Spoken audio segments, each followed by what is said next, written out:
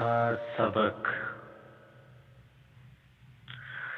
ٹیکسوں کی تاریخ اور کارپوریشنوں کی قوت۔ مجھے یاد ہے کہ اسکول میں تعلیم کے دوران مجھے رابن ہڈ اور اس کے میری مین کے بارے میں بتلایا گیا۔ میرے استاد کے خیال میں یہ ایک رونامی ہیرو کی عجیب و غریب داستان تھی۔ کوئن کورسز کی طرز کی کہانی جو امیروں کو لوٹتا اور غریبوں کو دیتا تھا۔ میرے امیر ڈیڈ کے خیال میں رابن ہڈ ہیرو نہ تھا، وہ اسے ایک فراڈ کہتا۔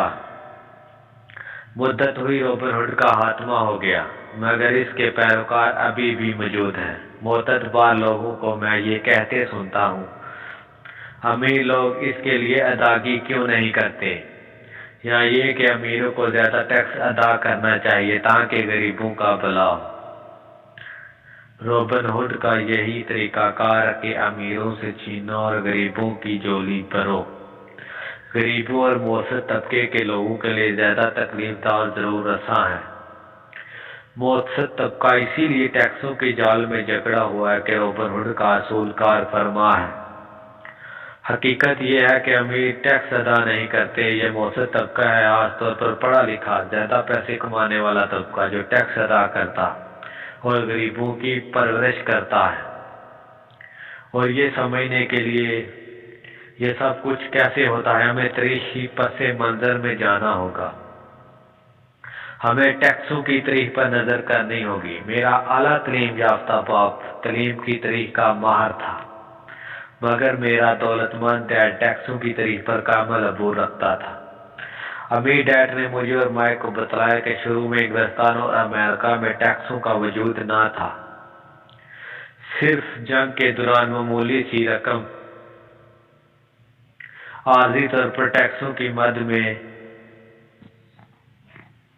ادا کرنا ہوتی۔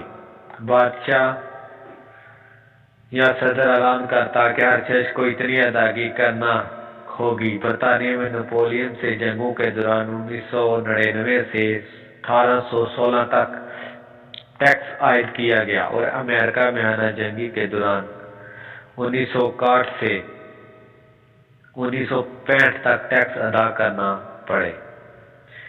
1874 میں برطانیہ نے اپنے عوام پر مستقل ٹیکس عائد کر دیا اور امریکہ میں آئین میں 16ویں ترمیم کے بعد 1913 میں لاگو ہوا۔ ایک وقت تھا کہ امریکی ٹیکس کے مخالف تھے۔ بوسٹن کی بندرگاہ میں جو سانحہ ہوا وہ چائے پر اضافی ٹیکس عائد کرنے کی بنا پر ہوا، جسے بوسٹن ہاربر ٹی پارٹی کے نام سے یاد کیا جاتا ہے، اور جس کی بدولت امریکہ کی جنگ آزادی کی ابتدا ہوئی۔ عام شہری کو انکم ٹیکس کی ادائیگی کے لیے قائل کرنے میں 50 سال کا عرصہ لگا۔ ان تاریخی اہمیت کی حامل تاریخوں سے یہ پتہ نہیں چلتا کہ ابتدا میں دونوں ٹیکس یعنی وار ٹیکس اور انکم ٹیکس صرف عملہ پر لاگو کیے گئے، اور یہی نقطہ امیر ڈیڈ مجھے اور مائک کو سمجھانا چاہتا تھا۔ اس نے بتلایا کہ رفتہ رفتہ ٹیکس کے تصور کی عوام میں تشہیر کی گئی اور لوگوں کی اکثریت نے اسے قبول کر لیا، اور غریبوں اور متوسط طبقے سے یہ بات کہی گئی کہ ٹیکسوں کے ذریعے عملہ کو سزا دی جا رہی ہے۔ اس طرح زیادہ تر لوگوں نے اس قرارداد کے حق میں ووٹ ڈالی اور یہ آئین کا حصہ بن گئی۔ اگرچہ اس قانون کو دولت مندوں کے لتے لینے کے لیے بنایا گیا تھا، مگر ہوا یہ کہ وہی لوگ یعنی غریب اور متوسط طبقے کے لوگ جنہوں نے اس کے حق میں ووٹ ڈالے تھے اس قانون کی گرفت میں آئے۔ ایک دفعہ جب حکومت کو مال مفت کا چسکا لگا تو اس کی بھوک میں اضافہ ہوا۔ امیر ڈیڈ نے کہا، میں اور تمہارا ڈیڈ ایک دوسرے کے متضاد ہیں، وہ حکومتی پرزہ ہے اور میں سرمایہ دار ہوں۔ دونوں کو ادائیگی ہوتی ہے، مگر ہماری کامیابی کے ناپ تول کا معیار متضاد طرز عمل پر ہے۔ اسے اس لیے ادائیگی ہوتی ہے کہ وہ لوگوں کو ملازم رکھے۔ جتنے زیادہ پیسے وہ خرچ کرتا ہے اتنی ہی زیادہ ملازم وہ بھرتی کر سکتا ہے، اور اس کی تنظیم اسی حساب سے وسعت اختیار کرتی ہے۔ حکومت میں جس کا محکمہ زیادہ بڑا ہوگا اتنی ہی اس کی عزت ہوگی۔ دوسری طرف میرے ادارے میں جتنے کم لوگ میں ملازم رکھتا ہوں اتنا زیادہ پیسہ بچاتا ہوں اور اتنی ہی زیادہ سرمایہ کاری مجھے عزت دیں گے۔ اس لیے میں حکومت کے لوگوں کو ناپسند کرتا ہوں۔ عام تاجر پیشہ حضرات سے ان کے نظریات بالکل مختلف ہیں۔ جو حکومت کی انتظامیہ وسعت ہوگی اسی حساب سے حکومت کے اخراجات میں اضافہ ہوگا اور ٹیکسوں کی شرح میں اضافہ کر کے یہ گھاٹا پورا کیا جائے گا۔ میرا تعلیم یافتہ باپ کہا کرتا تھا کہ حکومت کو غریبوں کی مدد کرنی چاہیے۔ وہ جان ایف کینیڈی اور اس کے امن دستوں کو بہت پسند کرتا۔ اسے یہ خیال اتنا اچھا لگتا تھا کہ وہ اور میری ماں دونوں امن فوج کے لیے کام کرتے ہیں اور ان دستوں کے ہمراہ تھائی لینڈ، فلپائن اور ملیشیا جانے کے لیے انہوں نے رضاکارانہ طور پر خود کو پیش کیا۔ وہ ہمیشہ فنڈز کو بڑھانے کی کوشش میں لگا رہتا تاکہ اپنے محکمے میں یعنی محکمہ تعلیم میں امن اور فوج میں زیادہ سے زیادہ لوگوں کو ملازم رکھ سکے۔ جب میں 10 سال کا ہوا تو میری ڈیڈ کو اکثر یہ کہتے سنا کہ حکومت کے ملازم سست الوجود ڈاکوؤں کا ایک جتھا تھا اور غریب ڈیڈ کا کہنا تھا کہ امراء لالچی اور دھوکے باز ہوتے ہیں اور ان سے ہر صورت زیادہ سے زیادہ ٹیکس وصول کرنا چاہیے۔ دونوں طرف مضبوط دلائل تھے۔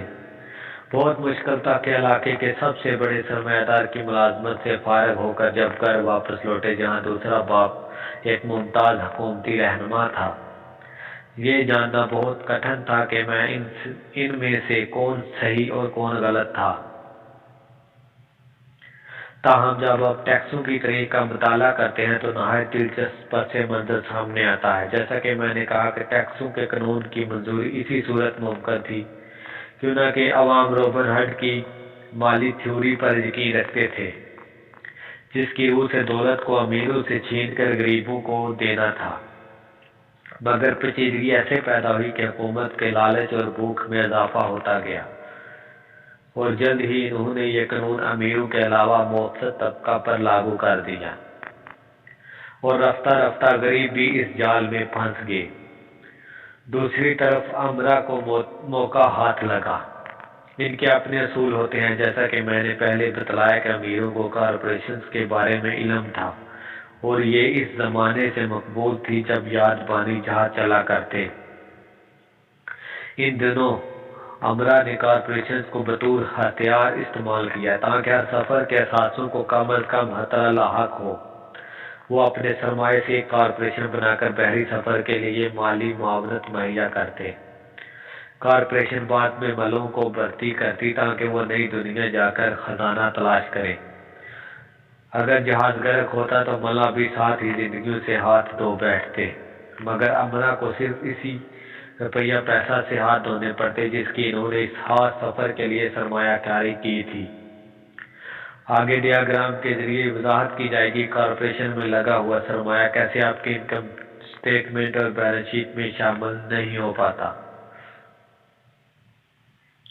امیر لوگ کیا چکر چلاتے ہیں؟ تحفظ کردہ آمدن جس پر ٹیکس لاگو ہوتا ہے۔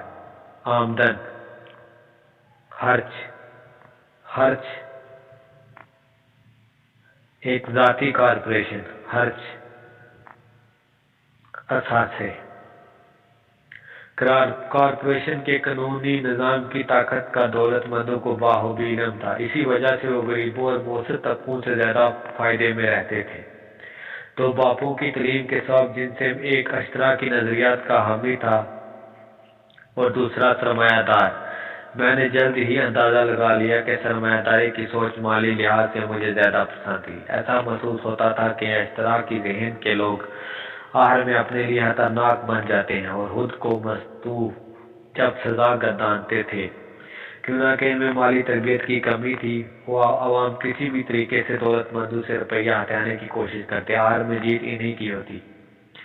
جیسا کہ ابھی میں نے بتلایا کہ شروع میں ٹیکس امیر پر عائد کیے گئے مگر زد مؤثر طبقہ پر پڑی اور بالآخر وہ گرفت میں آئے۔ امرا نے صاحب ادراک لوگوں کو بھی فریب دیا، کیونکہ انہیں پیسے کی طاقت کا علم تھا، اور یہ ایک ایسا مضمون تھا جو تعلیم کے نصاب میں شامل نہ تھا۔